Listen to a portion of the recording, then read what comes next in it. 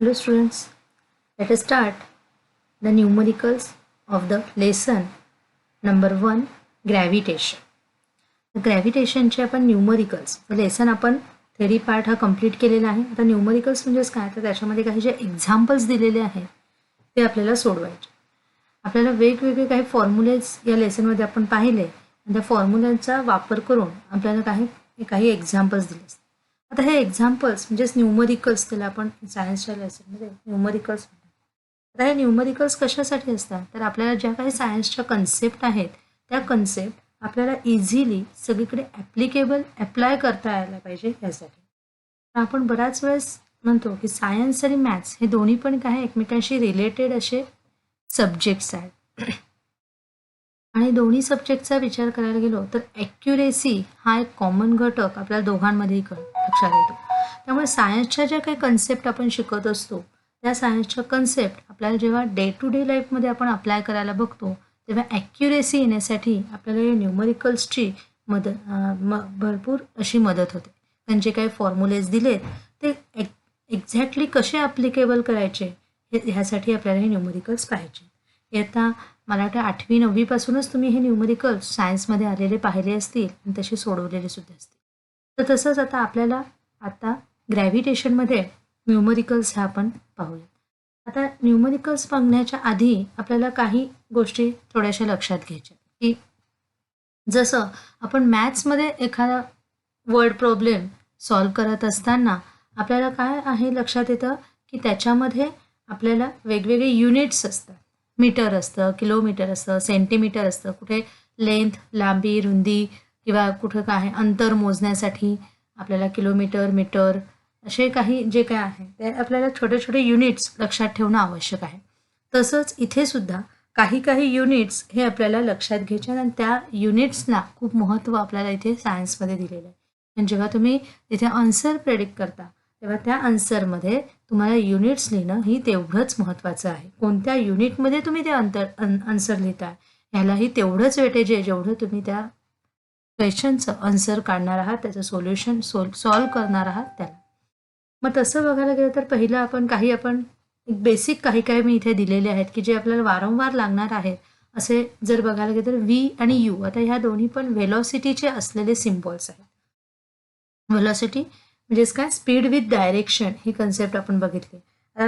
V म्हणजे काय आहे फायनल व्हेलॉसिटी, यू म्हणजे काय आहे तर इनिशियल व्हेलॉसिटी आणि या दोघांचंही लागणारं युनिट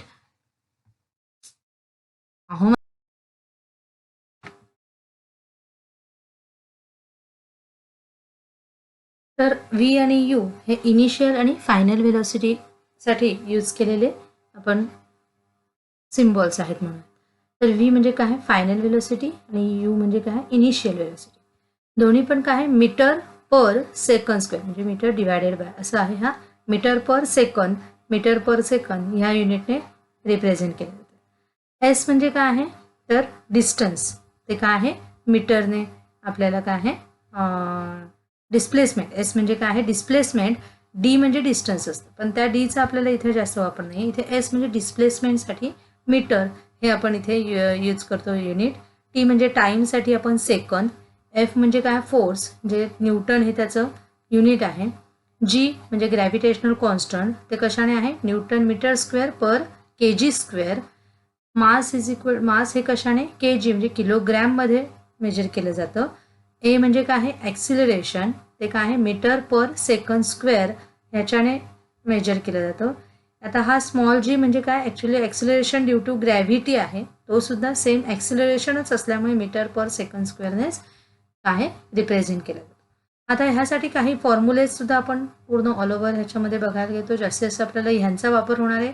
हे पहिले 3 जे दिसत आहेत ते आपल्याला ओळखीचे आहेत. That is the equation of motions, 3 equations of motions that is the V is equal to U plus A T, V square is equal to U square plus 2as आणि S is equal to U T plus half A T square. त्याचप्रमाणे ह्याच लेसनमध्ये आपण शिकलेलो काही फॉर्म्युले म्हणजेच काय F is equal to G M1 M2 upon R square जिथे जी म्हणजे ग्रॅव्हिटेशनल कॉन्स्टंट आहे. M1 म्हणजे कोण आहे तर mass of first object, M2 means mass of second object and R means what distance between the two objects. G G means what आहे acceleration due to gravity. ह्याचा formula आपल्याला शिकलेलो आहोत आपण. कॅपिटल जी म्हणजे gravitational constant M upon R square आणि weight is equal to F is equal to M G. M G म्हणजे M ए आहे. खरं आपण एम ए हा पण शिकलेलो, पण ए इथं कोणतं आहे ॲक्सलरेशन ड्यू टू ग्रॅव्हिटी आहे. Therefore we can write it as a G. Okay, हे काही फॉर्म्युलेज. इथे आता व्ही आणि यू म्हणजे कोण आहे तर final velocity, initial velocity. A means what acceleration. आता इथला ॲक्सलरेशनच्या ऐवजी काही वेळेस आपण इथे जी सुद्धा यूज करणार आहोत, जे आपण लेसन लर्न करत असताना पाहिलेलं आहे. T means what the time. त्यानंतर S means what the displacement. Okay, बाकी इतर सगळ्या क्वांटिटी मी तुम्हाला सांगितलेल्या आहेत, लक्षात घ्या. पाहिजे तर पॉज करून नीट त्या ऐकून घ्या, पाहिजे तर लिहून घेतल्यात तरीही चालणार आहे. तर आता आपण न्यूमरिकलचा स्टार्ट करण्याच्या आधी पहिला टाईप, आता बरेच वेगवेगळ्या टाईपचे example numericals formula to formula जसा चेंज होणार तसे वेगवेगळे दिलेले आहे. पहिल्या टाईपमध्ये आपण जास्तीत जास्त F is equal to G M1 M2 upon R square आणि F is equal to M A ह्या दोन फॉर्म्युलाचा वापर करणार. त्याचप्रमाणे जिथे आवश्यक असतील तिथे हे तिन्ही इक्वेशन ऑफ मोशन येणार आहेत. Okay, let us start the first example. आता इथे तुम्हाला दाखवताना मी तुम्हाला काही सॉल्व आणि अनसॉल्व दोन्ही पण एक्झाम्पल्स इथे मी घेत आहे. काही सॉल्व असतील, काही अनसॉल्व, पण जे एका टाईपचे आहेत ते मी सलग घेतलेले आहेत. मग त्याच्यातले काही सॉल्व असतील तर काही अनसॉल्व असतील. त्याप्रमाणे तुम्ही ते बुकमध्ये बघून घ्यायचं आहे. तर बघूयात आपण. आणि जसे जसं मी सगळे सॉल्व आणि सगळे अनसॉल्व आणि प्लस आणखीन काही मोरसुद्धा मी ह्याच्यामध्ये घेण्याचा प्रयत्न केला आहे की जेणेकरून जास्तीत जास्त तुम्ही एक्झाम्पल्स जेव्हा बघाल तेव्हा तुम्हाला काही ते सोडवायला इझी जाणार आहे. तर आपण पाहूया. Mahendra and Virat are sitting at a distance of 1 metre from each other. Their masses are 75 kg and 80 kg respectively. What is the gravitational force between them. आता लक्षात घ्यायचं आहे, कुठलंही आपण न्यूमरिकल सॉल्व करताना आधी त्याचं मिनिंग समजून घेणं आवश्यक आहे. गणितामध्ये सुद्धा आपण वर्ड प्रॉब्लेम सॉल्व करत असताना काय आहे, आधी त्याचं इंटरप्रिटेशन करतो, त्याचं मिनिंग समजून घेतो, ते इंटरप्रिट करण्याचा प्रयत्न करतो आणि मग आपण काय सॉल्व करतो. कुठला फॉर्म्युला तिथे अप्लिकेबल होणार आहे ते आपण त्याचा विचार करत असतो. तर आता इथे आता दोन दिलेले आहेत, महेंद्र आणि विराट नावाच्या व्यक्ती की जे सिटिंग म्हणजे बसलेले आहेत, 1 मीटर अंतरावर बसलेले आहेत. त्यांचे मासेस दिलेले आहे 75 kg 80 kg आणि त्यांच्यामधला ग्रॅव्हिटेशनल फोर्स विचारलेला आहे. आता आपण एक्झाम्पल स्टार्ट करण्याच्या आधी आणखीन एक तुम्हाला कन्सेप्ट तुम्हाला रिमाइंड करून द्यायची की जी आपण मला वाटते 6वी 7वीमध्येच तुम्हाला मेजरमेंटमध्ये मॅथ्समध्ये आपण शिकलेलो आहोत की 2 टाईपचे युनिट्स असतात, MKS युनिट आणि CGS युनिट. ओके, MKSला आपण SI युनिट असंही म्हणतो. आता यांचं काय आहे तर नेहमी कुठलंही एक्झाम्पल सॉल्व करताना जास्तीत जास्त MKS म्हणजेच SI युनिटमध्येच आपल्याला सॉल्व करणं आवश्यक आहे. मग MKS म्हणजेच काय तर metre, M for metre, K for kilogram आणि S म्हणजे काय आहे सेकंद, म्हणजे टाईम हा सेकंदमध्ये. हे ह्या युनिट्समध्येच ते ठेवणं आणि ह्या युनिटमध्ये असलेल्याच क्वांटिटी आपल्याला काय आहे आपल्या फॉर्म्युलामध्ये पुटअप करून ते सॉल्व केलं तर आपलं कुठल्याही प्रकारे कुठलंही एक्झाम्पल चुकत नाही.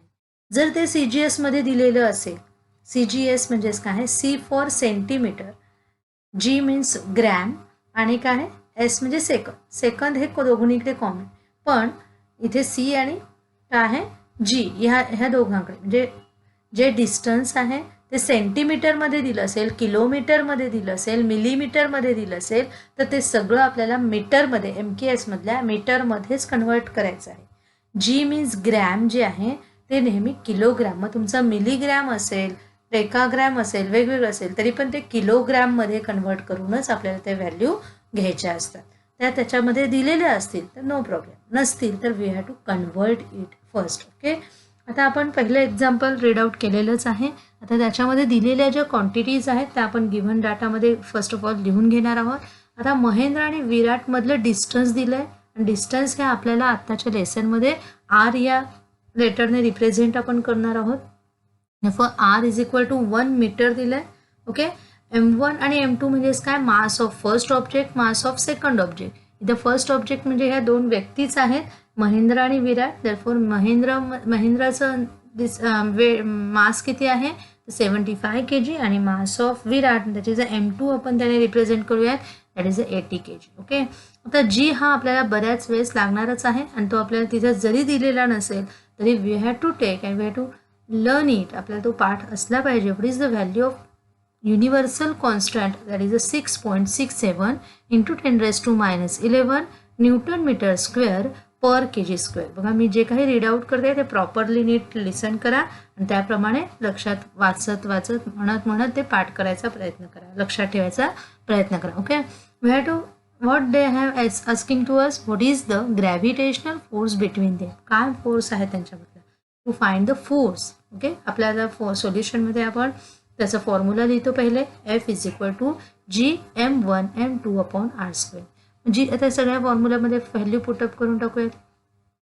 जी ची व्हॅल्यू पुटअप केली. Okay, 6.67 into 10⁻11.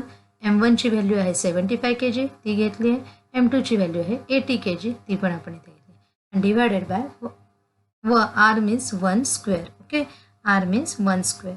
आता ह्या व्हॅल्यू 1चा स्क्वेअर काय तो 1 असतो. डिवायडेड बाय ही क्वांटिटी आपली इथे व्हॅनिश होऊन जाईल आणि वरचाच क्वांटिटी आपण खाली ड्रॅग करूयात 6.67 इंटू 10⁻11. आता ह्या दोघांचं आपण काय केलं, मल्टिप्लिकेशन केलं. आता मल्टिप्लिकेशन आपण लिहिताना खरं तर बघितलं 75 इंटू 80 हे 6000 आपल्याला मिळेल. कॅल्क्युलेट करून बघा पाहिजे तर 0 8 5 जा 0 अगेन म्हणजे 6000 मिळतात. 6000 म्हणजे 6च्या पुढे आपल्याला 3 झिरोज मिळतात आणि मग आपण इथे पुन्हा 10⁻²च्या फॉर्ममध्ये लिहायचं झालं तर 6 इंटू 10⁻³ असं आपल्याला त्याचा आन्सर मिळतं.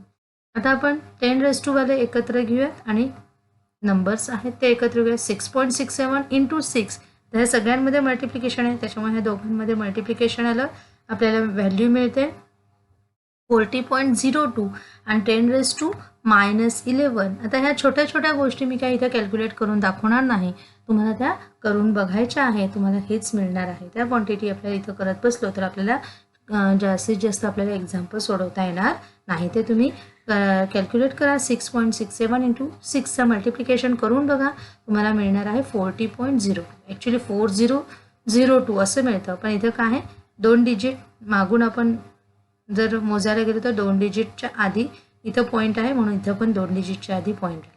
आता हे जे 10⁻²च्या क्वांटिटी त्या एकत्र घेतल्या तर आपल्याला काय मिळतं 10⁻11 इंटू 10⁻³ आता हे इंडायसेस रूलमध्ये त्यांचा बेस 10 सेम आहे. मग वरच्या मल्टिप्लिकेशनमध्ये काय होतं इंडायसेसची बेरीज म्हणजेच काय ॲडिशन होत असते. मग इथं -11 + 3 असं केलं तर आपल्याला -8 हे आन्सर मिळतं. Get it.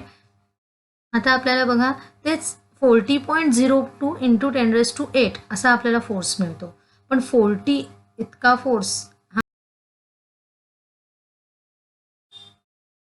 ॲक्च्युली इथं आपल्याला फोर्स मिळताना 40.02 इंटू 10⁻8 हा जो मिळालेला आहे तो पण काय आहे खरं तर -8च्या फॉर्ममध्ये. त्याच्यामुळे तो आपण थोडासा आणखीन कमी व्हॅल्यू करायचा कारण फोर्स हा अगदी निग्लिजिबल असणार आहे. तो किती आपण मग 0.1च्या 1च डिजिटच्या ह्याच्यामध्ये लिहिण्याचा प्रयत्न करूया. तर 4 पॉईंट म्हणजे हा पॉईंट काय झाला आपण इकडे शिफ्ट केला. पण तसंच तसं लिहून चालेल का नाही. पॉईंट जेव्हा तुम्ही शिफ्ट करता तेव्हा इथे इंडायसेस व्हॅल्यूजमध्ये सुद्धा इथं चेंज होणार आहे. मग इथं -8चं काय होणार आहे 1 डिजिट तिकडं गेलं आहे -7 इथं होणार आहे. ओके, आणि इथं काय न्यूटन हे काय फोर्सचं आपण युनिट जे आपण सुरुवातीलाच बोललो ते इथे आपण लिहिलं. पण वर्ड प्रॉब्लेम असल्यामुळे शेवटी पुन्हा तुम्हाला ते लाईन त्यांनी विचारलेली आपल्याला लिहायचं आहे काय what is the gravitational force between them. The gravitational force between Mahendra them म्हणजे कोण आहे ते Mahendra and Virat is 4.002 into 10⁻7 newton. Okay, this way we have to solve this. अजून आपण असंच आणखीन काही एक्झाम्पल्स बघूया. See this next example. The masses of the earth and the moon are 6.24 kg and 7.4 into 10⁻22 kg respectively. The distance between them is 3.84 into 10⁻5 kilometer. Calculate the gravitational force of attraction between two. बघा same आपलं जे आधीचं example झालं इथे पण आपल्याला gravitational force calculate करायचा होता. त्या दोघांचं मासेस दिलं होतं आणि डिस्टन्स दिलं होतं. सेम इथे सुद्धा आपल्याला दोन ऑब्जेक्टचं मास दिलेलं आहे, त्यांचं डिस्टन्स दिलं आहे आणि फोर्स कॅल्क्युलेट करायचं आहे. आता इथे मासेस जे दिले हे अशा प्रकारे आपण त्यांना एकाला पहिल्या ह्याला M1 म्हणूयात, दुसऱ्या ह्याला M2 म्हणूयात. ओके, दोघांच्याही मासेसच्या व्हॅल्यू गिव्हनमध्ये लिहून घेतल्या. दोघांमधलं डिस्टन्स म्हणजे आरने जे रिप्रेझेंट केलं आहे ते लिहिले. आता इथं बघा लक्षात घ्यायचं, डिस्टन्स देताना त्यांनी कशामध्ये दिलं आहे, किलोमीटरमध्ये दिलं आहे. किलोमीटरमध्ये ॲप्लिकेबल चालेल का, आपल्याला ॲप्लिकेबल आहे का, तर नाही. आपण मगाशीच बोललो त्याप्रमाणे MKS म्हणजेच मीटरमध्येच आपल्याला ते कन्व्हर्ट करून घ्यावं. आता किलोमीटरचं मीटर डायरेक्ट लिहिता येणार इथं तुम्हाला वाटेल, पण बघा नीट पहा, इंडायसेस व्हॅल्यूमध्ये आपल्याला चेंज दिसतोय. तर इथं काय झालं, आपण 3.84 या व्हॅल्यूला काही चेंज केलं नाही. तर इथे 10⁵.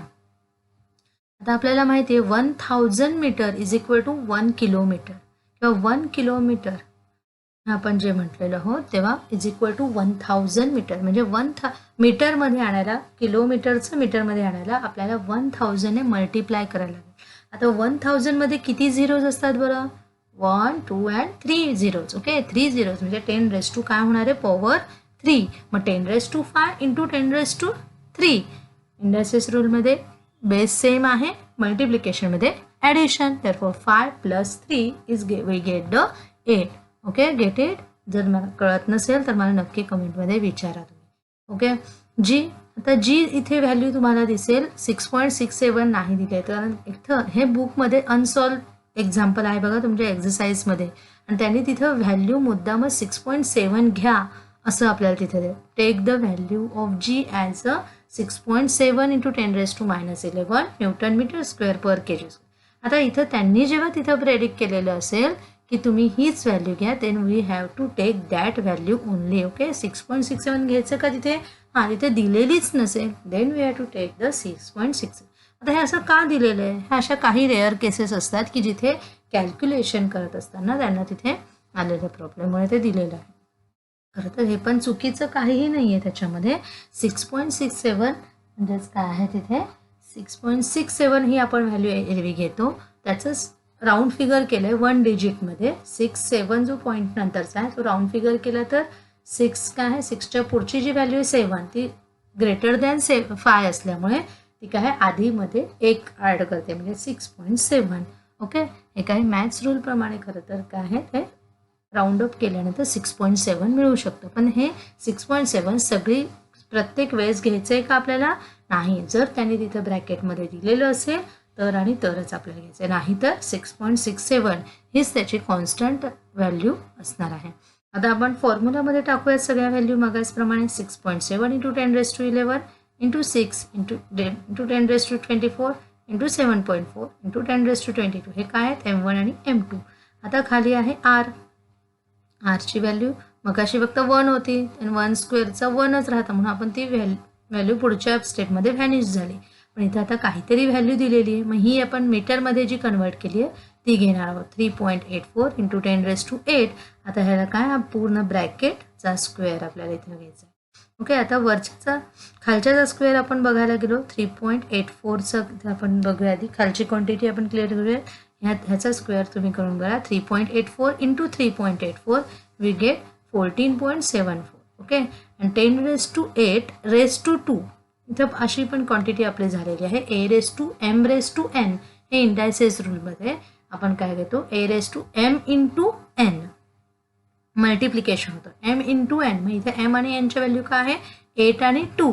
8 आणि 2 देअरफॉर 8 2 काय होणार आहे 16. ओके, आता इथे पहा वरच्याचं आपण कॅल्क्युलेशन करूयात. ओके, 6.7 इंटू 6 इंटू 7.4 ह्या ज्या 3 क्वांटिटी आहेत खालच्या त्या एकत्रित घेतल्या 297.48. तिघांची तुम्ही मल्टिप्लिकेशन करून बघा. ओके, 10⁻11 10⁻24 10⁻22 ह्या एकत्रित आपण घेतल्या. ओके, एकत्रित व्हॅल्यूज लिहून घेतल्यात इंडायसेसच्या.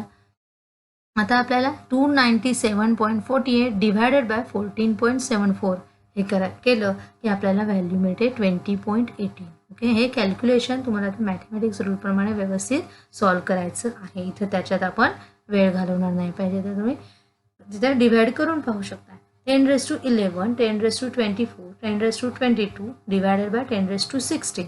आता आधी वरच्यांचं बघून घेऊया. आता सगळ्यांचा बेस तर सेम आहे, वरच्यांची काय होणार आहे मल्टिप्लिकेशनमध्ये ॲडिशन. -11 + 24 + 22 आणि ह्या सगळ्यांचं उत्तर येतं बघा तर 35.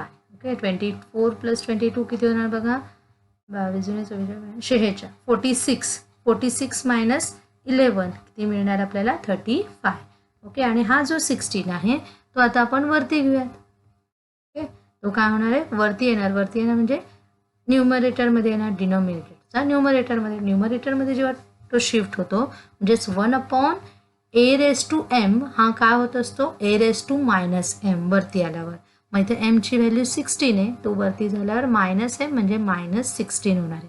यासाठी तुम्हाला इंडायसेसचे सगळे रूल्स माहिती असणं आवश्यक आहे. ओके मी पाहिजे तर त्याचा एक फोटो मध्येच एका ह्या लेक्चरच्या आधी इंडायसेस रूल तुम्हाला सगळे दाखवून देईल. ओके 20.18 इंटू आता 35 मायनस 16 ॲक्च्युअली 35 प्लस ब्रॅकेटमध्ये -16 पण plus minus becomes minus therefore 35 minus 16 we get the 19 as answer.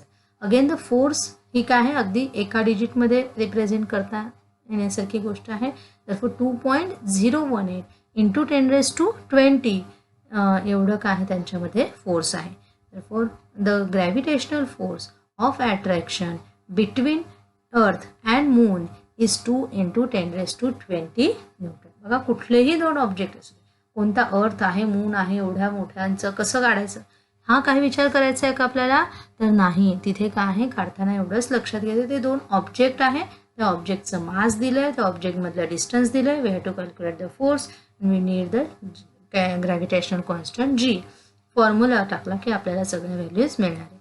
Let's see the next example. That is the mass of the earth is 6.24 6 × 10⁻24 kg. The distance between the earth and sun is 1.5 × 10⁻11 meter. If the gravitational force between two is 3.5 × 10⁻22 newton, what is the mass of the sun? आता इथे बघा आपल्याला मगासारख्याच quantity दिसतात फक्त इकडे तिकडे त्यांची जागा बदलली आहे. सेम आपल्याला तोच फॉर्म्युला आपण इथे यूज करणार कारण मास दिलेला आहे डिस्टन्स आहे फोर्स आहे ह्याच गोष्टी आपल्याला तिथे फक्त त्यांची जागा बदलणार आहे.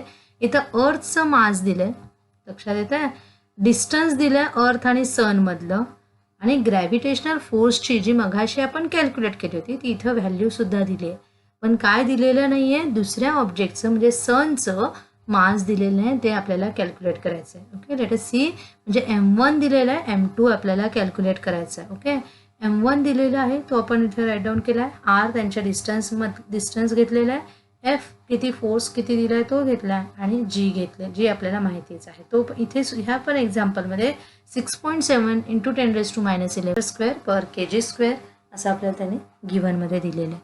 त्याच व्हॅल्यू आता आपल्याला फॉर्म्युला तोच यूज करायचा आहे पण इथे तो फॉर्म्युल्यामध्ये आपल्याला Fची व्हॅल्यू काढायची का नाही M2ची व्हॅल्यू काढायची म्हणून ह्या M2 एका जागी राहील आणि बाकी सगळे इकडे शिफ्ट होईल.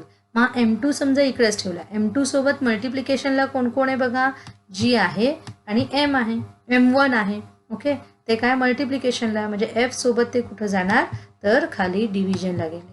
ओके आणि ह्याच्या डिव्हिजनला कोण आहे R² आहे तो काय होईल F सोबत मल्टिप्लिकेशनला जाईल म्हणजे तो F सोबत R² इथे असा. ओके बघा हे जर तुम्हाला रिशफलिंग कळलं की ऑटोमॅटिकली पुढचं एक्झाम्पल सोपं होईल. हा एकदा नीट व्यवस्थित फॉर्म्युला ह्या फॉर्म्युल्यावरून तुम्ही फॉर्म केलात की तुम्हाला व्हॅल्यूज टाकायचे. Fची व्हॅल्यू काय बघा वरती 3.5 × 10⁻22 लिहिलं. ओके R मीन्स वॉट 1.5 × 10⁻11 आता R² आहे म्हणून काय कम्प्लीट त्या जी व्हॅल्यू दिली त्याला कम्प्लीट ब्रॅकेट करायचं आहे आणि मग स्क्वेअर लिहायचं आहे. ओके त्यानंतर काय दिलेलं आहे फॉर्म्युलामध्ये G आणि M1 Gची व्हॅल्यू आपण इथे ठेवूया 6.7 × 10⁻11 आणि काय M1ची आहे 6 × 10⁻24. Okay now let us see 3.5 आता हा 1.5चा स्क्वेअर म्हणजे 1.5 × 1.5. ओके आता हे 10⁻22 आणि इथं 10⁻11 रेस्ट टू 2 म्हणजे 11 2 जा अगेन इट गेट्स द 22 म्हणजे इथले पण 10⁻22 10⁻22 हे आपल्या इथले जे आहेत ते इथे दिले आणि हा जो इथं हा जो होणार आहे आपल्याला तो इथे आपल्याला दिलेला आहे. Okay now let us see या तिघांचं आपल्याला मल्टिप्लिकेशन करायचं आहे 3.5 × 1.5 × 1.5 we get the answer 7.875. Okay then 10 raised to 22 into 10 raised to 22 इंडायसेसची काय होणार आहे बेरीज ॲडिशन होणार 22 plus 22 we get the 44 and खाली काय कॅल्क्युलेशन होणार बघा 6.7 into 6 we get the 40.2 आता 10 raised to 11 minus 11 into 10 raised to 24 that is minus 11 plus 24 we get the answer as the 13 okay now ह्या दोघांचं डिव्हिजन करायचं 7.875 divided by 40.2 we get the 0.196 आता 10 raised to 44 he quantity तशीच राहणार हा जो खाली आहे 10 raised to 13 तो वरती आल्यावर काय होणार आहे 10 raised to -13 then 44 plus -13 that is 44 minus 13 we get the 31 he quantity तशीच राहिली आहे 0.196 into 10 raised to 30 पण कुठल्याही ऑब्जेक्टचं मास हे 0 मध्ये प्रेडिक्ट करणं हे थोडंसं चुकीचं दिसतंय म्हणून आपण 1 मध्ये लिहायचा प्रयत्न करूयात फॉर 1.96 into 10 raised to 31चं मग आता इथं जसा पॉईंट शिफ्ट झाला इथला एक इंडायसेसमधला एक नंबर प्लेस झाला दॅट इज द 30 ॲक्च्युली 30 म्हणजे हे मास ऑफ द सन आहे 30 म्हणजे ह्याच्या पुढे 30 झिरोज देऊ तेवढं मास आहे ते लिहायला अनकम्फर्टेबल आहे अनकन्व्हिनियन्स आहे therefore we are write it in only one digit 1.96 into 10 raised to 30 kg. Again the word problem. La last का है the mass of the sun. Therefore the mass of the sun is 1.96 into 10 raised to 30 kg. Get it? अशा प्रकारे बघा हे सोडवायचं होतं. Okay पुढचं आपण बघूयात आता नेक्स्ट एक्झाम्पल.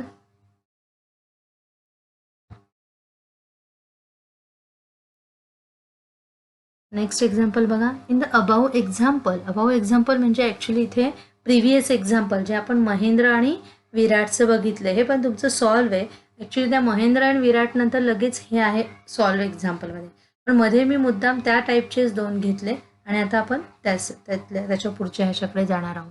बघा in the above example that is a Mahendra आणि विराटचं जे तुम्ही हा बघितलं हे एक्झाम्पल ह्याच एक्झाम्पलबद्दल बोलता येते फक्त त्याच्यामध्ये आपल्याला अजून पुढे काही बघायचं आहे.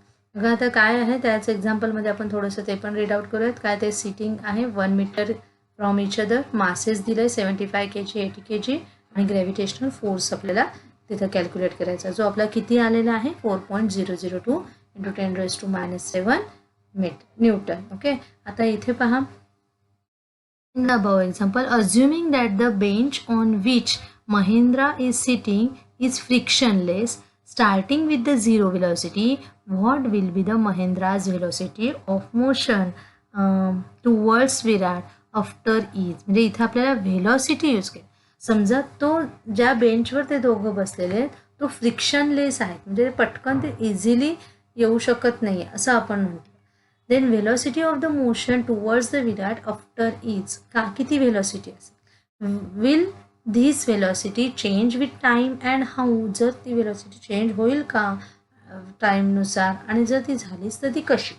आता इथे बघा थोडंसं वेगळ्या स्वरूपाचं आपल्याला इथे काही जे इक्वेशन ऑफ मोशन्स आहे ते सुद्धा आपल्याला इथे काय आहे यूज आउट करायचे आहे. ओके मग बघा आता गिवन काय दिलेलं आहे इनिशियल वेलॉसिटी सुरुवातीला काही त्यांच्यामध्ये वेलॉसिटी होती का तर नाही 0 metre per second that is यूची व्हॅल्यू आपण 0 घेणार काय आहे 1 सेकंद नंतर व्हॉट इज आफ्टर 1s म्हणजेच काय आहे 1 सेकंद नंतर फोर्स F हा जो आपल्याला मग पहिल्याच एक्झाम्पल मध्ये मिळाला तोच force 4.002 into 10 raised to -7 Newton आणि मास किती दिलं m1 आपल्याला दिलेलं आहे तर 75 kg. We have to find the final velocity. मग त्यांच्यामध्ये वेलॉसिटी कशी असेल कशी चेंज होईल म्हणजे फायनल काय होईल. मग आपल्याला त्यासाठी आपण first equation of motion use करतोय v is equal to u plus at. आता इथं v म्हणजे काय आहे फायनल वेलॉसिटी u म्हणजे इनिशियल वेलॉसिटीची व्हॅल्यू दिलेली आहे तर फायनल वेलॉसिटी कॅल्क्युलेट करायची. त्याही पुढे आपण a ची व्हॅल्यू मात्र आपल्याला दिली आहे का a मीन्स व्हॉट एक्सेलरेशन दिलेली आहे का तर नाही. मग a ची व्हॅल्यू फाइंड आउट करण्यासाठी आपण पुन्हा F is equal to ma हा जो फॉर्म्युला आहे कारण आपल्याला फोर्स आहे आपल्याकडे आणि मास पण आहे दोघांचं पण एकाचं मास आपल्याला इथे ॲप्लिकेबल होऊ शकते. मग त्या फॉर्म्युल्यावरनं आपण a ची व्हॅल्यू कॅल्क्युलेट करू शकतो. मग F is equal to ma then a is equal to as a F हा एम जो मल्टिप्लिकेशनमध्ये आहे तो डिव्हिजनला गेला, एफ अपॉन एम. एफ किती होता आपल्याला मिळालेला 4.002 इंटू 10⁻⁻7 आणि एम आहे तर 75 kg. याची व्हॅल्यू ह्या दोघांचं डिव्हिजन करा, आपल्याला मिळणार आहे 0.0534 into 10⁻⁻7 metre per second.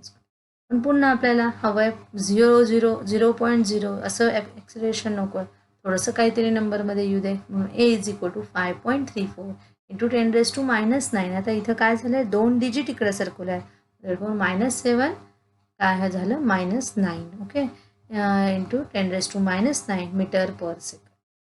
Now V is equal to U plus 80 मध्ये आपण काय केलं, ह्या व्हॅल्यू पुटअप करून घेऊया. 0, यूची व्हॅल्यू 0 आली, एची value 5.34 into 10⁻⁹.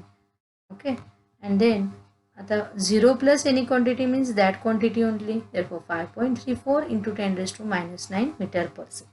Velocity will increase with time. कारण विचारलं will the velocity change with time, तर हो इन्क्रीज झाली. बघा व्हेलॉसिटी काय झाली, यू होती 0 आणि नंतर व्हेलॉसिटी काय झालेली आहे, increase with time. As a distance decreases force increases, thereby increasing acceleration, hence the velocity increases. म्हणजे काय आहे, ॲक्सिलरेशन इन्क्रीज होत असेल तर आपल्याला काय आहे, व्हेलॉसिटी सुद्धा इन्क्रीज होताना दिसून येतं. This way we have to solve it. Okay, now let us see the next example. आता बघा पुन्हा त्याच एक्झाम्पलमध्ये, म्हणजेच कोणत्या, महेंद्र आणि विराटचं जे आपण बघितलं सुरुवातीला, महेंद्र आणि Virat are sitting at a distance of 1 metre. ह्याच एक्झाम्पलमध्ये आणखीन आपल्याला पुढची क्वांटिटी लक्षात घ्यायची आहे, that is the second example, remains constant. बघा ॲक्सिलरेशन जर सेकंड एक्झाम्पलमध्ये, आत्ताच्या ज्या एक्झाम्पलमध्ये आपण पाहिलं ॲक्सिलरेशन, हे जर ॲक्सिलरेशन रिमेन्स कॉन्स्टंट राहिलं, okay, remains constant, how long will Mahendra take to move 1 centimetre towards the weight.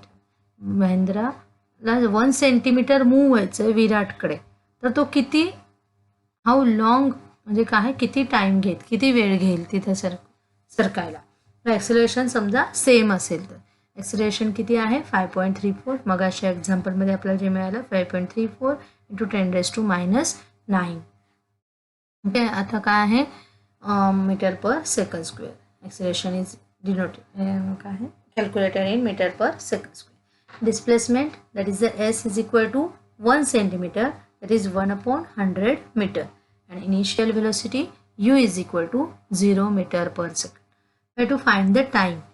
Now here we are using this Newton's second equation of motion, that is the s is equal to ut plus half at square. Okay, s means what, displacement. ते आपल्याला काय मिळालेलं आहे, displacement 1/100 into, actually इथं पण 10⁻⁻1 असं लिहिलं असतं तरी चालेल. बघा सेंटीमीटरचं आपण मीटरमध्ये म्हणजे MKS युनिटमध्ये कन्व्हर्ट केलेले. यू मीन्स वॉट आहे, इनिशियल व्हेलॉसिटी, ती आपली 0 आहे. टीची व्हॅल्यू आपल्याला कॅल्क्युलेट करायची आहे, then we are going to write it as the T only, plus half into 5.34 into 10⁻⁹. काय आहे, आपले ॲक्सिलरेशन आहे, इंटू टी स्क्वेअर आपल्याला कॅल्क्युलेट करायचं. 1/100 is equal to 0 into T is again the 0 plus 2. आता इथे 2ने जर ह्या 5.34ला डिवाइड केलं तर काय आहे, आपल्याला काय मिळेल 2.67 इंटू 10⁻⁹. हे तसं राहिलं इंटू टी स्क्वेअर. ओके, आता इथे 0 प्लस any quantity means that quantity only, therefore 1/100 2.67 into 10⁻⁹ into T square. Okay, आता आपल्याला टी स्क्वेअर ही टीची व्हॅल्यू काढायची, आधी आपण टी स्क्वेअर ठेवूयात तसेच आणि बाकी सगळ्या तिकडे नेऊयात. मग हे सगळे मल्टिप्लिकेशनमध्ये आहे, ते सगळे डिव्हिजनमध्ये जाईल. हा इथे डिव्हिजनमध्ये आहेच, 1 वरती एकच राहणार. 100 सोबत कोण कोण येणार, 2.67 इंटू 10⁻⁹. therefore टी स्क्वेअर एका बाजूला राहिलं. आता ह्या दोघांचं मल्टिप्लिकेशन केलं, 100ने 2.67ला मल्टिप्लाय केलं तर काय होणार आहे, 2 पॉईंट तिकडे, 2 डिजिट तिकडे शिफ्ट होणार. That is we get the 1/267 into 10⁻⁹. T square is equal to काय येणार आहे 1. आता हा 10⁻⁹ आहे, ॲक्च्युली तो वरती आल्यावर इथे काय होणार आहे +9. ते थोडंसं करेक्शन करून घ्या, इथे काय होईल बघा +9. +9 इथे +9 होईल. ओके, आणि मग काय होणार आहे 267 तसंच राहील. 1/267 यांचं जर आपण डिव्हिजन केलं तर 0.0037 हे आपल्याला मिळतोय आणि 10⁻⁹. T square means what 0. आता इथं काय केलं आहे पॉईंट इकडे आणखीन शिफ्ट घेतलेला आहे कारण आपल्याला त्याचा स्क्वेअर रूट काढायला तिथे पुढे इझी जाणार आहे. मग तिथे त्याच्यासाठी आपण एक पॉईंट इकडे शिफ्ट करून का बरं बघा 9चा स्क्वेअर हा 9 हा कुठल्याही नंबरचा स्क्वेअर नाही पण 8 आहे. त्याच्या नियरेस्ट हा 8 आपण घेतला कारण 8चा स्क्वेअर रूट आपल्याला काढता येईल जो 4 करता येईल. मग आपण 9ला 8मध्ये करण्यासाठी पॉईंट आपल्याला इकडे शिफ्ट करायला लागेल 0.037 × 10⁸. टी काय येईल टी स्क्वेअरचं T square root on both side. T स्क्वेअरचं स्क्वेअर रूट केलं तर टी आलं आणि स्क्वेअर रूट ऑफ 0.037 × 10⁸. आता ह्याचं 0.037चं जर स्क्वेअर रूट काढायला गेलो तर काय येणार आहे आपल्याला 0.19 आणि × 10⁸ म्हणजे काय येणार आहे 10⁴. Okay, T is equal to आता 4 जो आहे ते अजून आपण इकडे 1 पॉईंट कारण टी टाईम हा 0 पॉईंट असं आपण काय व्यवस्थित लिहिणं अयोग्य आहे. पॉईंट हा काहीतरी पाहिजे ना 0 टाईम आहे 0 सेकंद लागले हे आपल्याला बोलायला अनकम्फर्टेबल आहे. तर तो काय पॉईंट इकडे शिफ्ट केला की आपल्याला सांगता येईल 1 सेकंद 9 असं पुढे आहे 1.9 × 10⁻³ सेकंद. त्याही पुढे 1.9 आपण जसं ॲव्हरेज ॲप्रॉक्झिमेट काढलं तर 2 × 10⁻³ सेकंड्स असं आपण लिहू शकतो. म्हणजे इथे आपल्याला लक्षात येईल की आपल्याला टायमिंग किती लागलेलं आहे तर 2 × 10⁻³ म्हणजे जर आपण इथं खाली काय लिहिणार Mahindra will take 2 × 10⁻³ second that is 3 आपण असं लिहू शकतो 2000 second to move towards the will. 2000 second त्याला लागणार आहे फ्रिक्शनलेस जागेवर. ओके, आपण बघा त्या महेंद्र आणि विराटवर अजून 2-3 प्रकारचे गणित बघितले. आता आपण पुढचं एक्झाम्पल बघूयात. A truck starts rest and rolls down a hill with a constant acceleration. It travels a distance of 400 meters in 20 seconds. Find its acceleration. Also find the force acting on it if its mass is 7000 kilogram.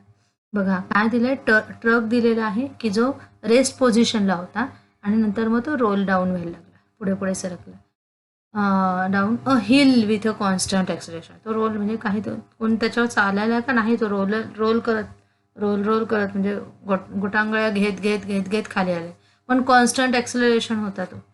It travels a distance of 400 metre in 20 सेकंदमध्ये तो 400 मीटरपर्यंत खाली आला. Find its acceleration. तेव्हा त्याचं acceleration काय आहे constant आहे पण ते किती आहे ते आपल्याला कॅल्क्युलेट करायचं आहे. Also find the force acting on it. किती फोर्स अप्लाय होतो तिथे तो. अँड इफ इट्स मास जर त्याचं मास आपल्याला दिलेलं आहे 7000 kg.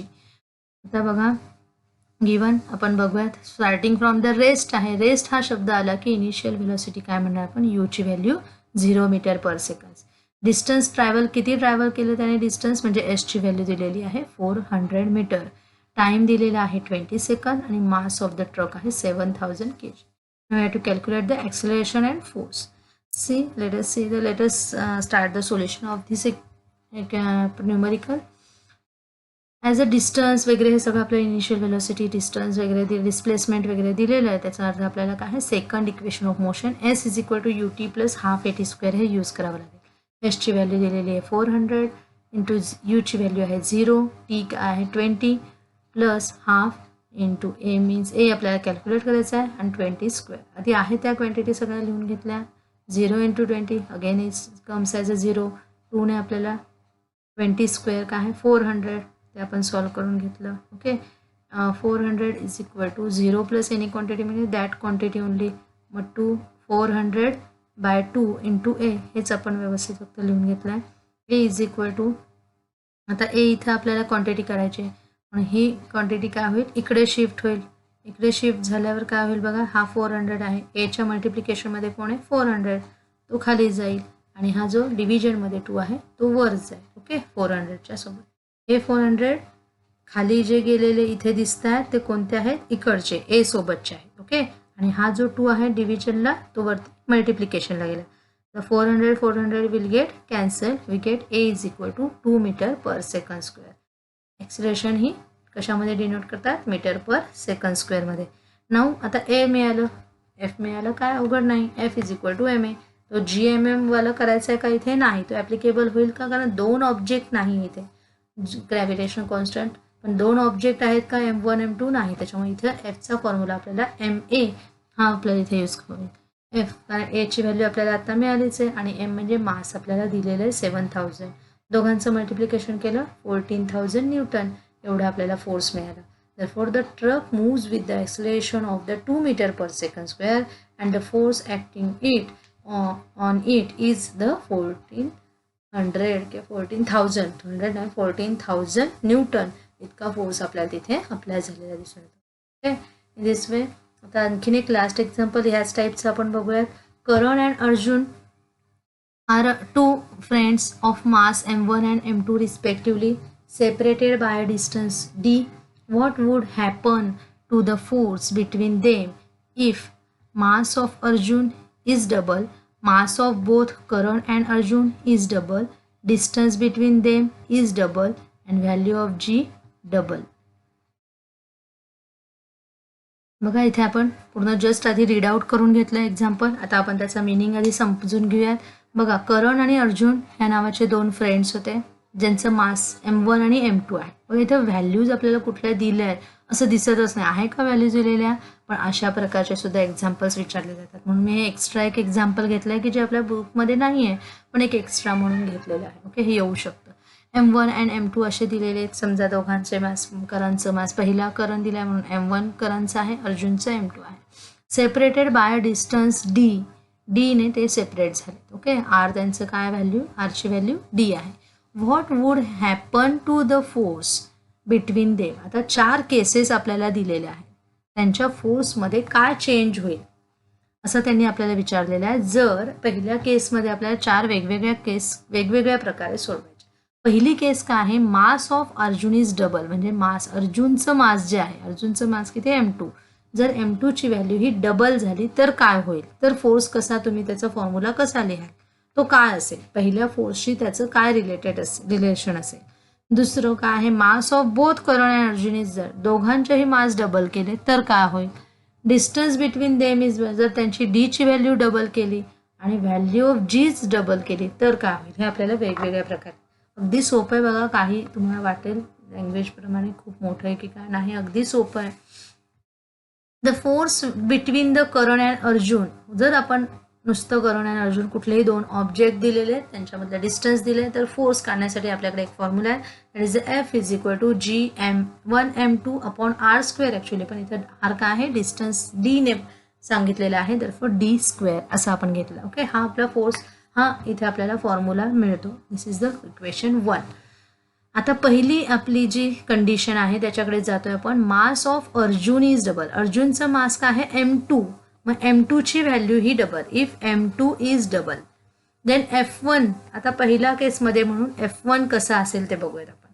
पहिला फोर्स कसा आहे बघा, GM1. आता इथे ह्या फॉर्म्युलामध्ये M2 ची व्हॅल्यू काय ठेवणार आपण, 2M2 अपॉन D स्क्वेअर. आता हे इथं सगळे वरती मल्टिप्लिकेशनला आहे म्हणून 2 नंबर बाजूला काढूयात, GM1 M2 upon D square. आता ही जी क्वांटिटी मिळते बघा, आता आपल्याला ही जी इथली क्वांटिटी मिळते, ही जी क्वांटिटी बघा, ही आपल्याला इथे दिसते GM1 M2 upon D square. Get it. मग ही म्हणजे कोण आहे, तर F आहे आपला नुसता, म्हणजेच F1 कसा होईल, 2 into F, that is the 2F. हे आपल्या इथे फ्रॉम इक्वेशन 1 मधून आपण असं म्हणू शकतो. Okay, therefore force becomes double. हे आपण कसं हे इंटरप्रेट करणार, F1 is equal to 2F. म्हणजे इथं पहिल्या कंडिशनमध्ये जो F मिळतोय, फोर्स काय म्हटलंय बघा, what would happen to the force between them, त्यांचा मधला फोर्समध्ये काय फरक पडेल. मग त्यांच्यामधला फोर्स कसा असणार आहे, तर तो डबल होणार आहे. जर M2 ची व्हॅल्यू डबल झाली, फोर्स बिकम्स डबल. हे कशावरनं लिहिलं, F1 is equal to 2F, म्हणजे ट्वाइस F, म्हणजे डबल झालं. Okay, now second condition, mass of both Karan and Arjun is double. करणचं मास काय आहे M1, अर्जुनचं मास काय आहे M2. मग दोघांची व्हॅल्यू डबल.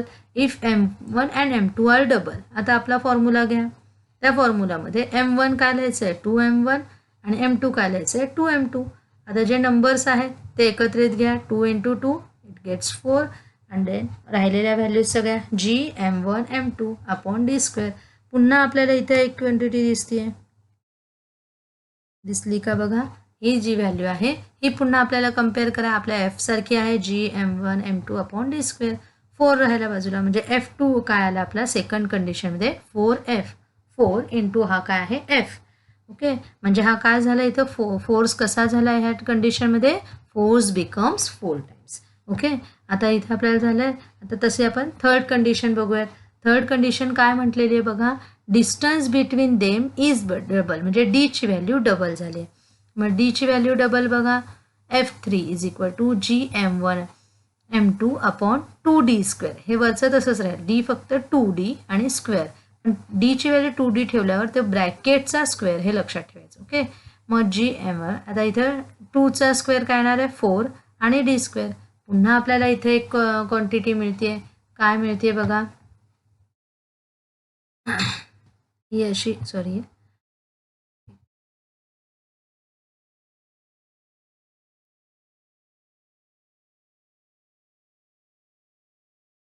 बघा, ही इथे आपल्याला अशी क्वांटिटी मिळते. That is the G M1 M2 upon D². Again this value is as the 4. therefore we get F3 is equal to 1/4. हे बघा 1/4 × 4. पण इथे काय 1/4 मग इथं 4 टाइम्स झालं का नाही. हे 1/4 आहे. Force becomes 1/4. जर डिस्टन्स डबल झालं तर फोर्स काय होणार आहे कमी because they are inversely proportional. पण मास जर वाढलं तर ते पण काय होणार डबल होईल 4 टाइम्स होईल. काय आपल्याला 2-3 कंडिशन. आता इथे वरती अजून एक क्वांटिटी आहे जी डायरेक्टली प्रोपोर्शनलमध्ये आहे. कोणती आहे तर G.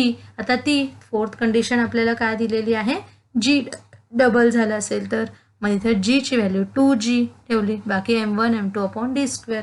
मग हा आपला राहिला. इथे पण आपल्याला ही पुन्हा अशी क्वांटिटी मिळते. दॅट इज काय आहे ती फोर्सची मिळते. मग ती काय आहे force 2F 2 × F. That is F4 पण कसा आहे फोर्स इज डबल.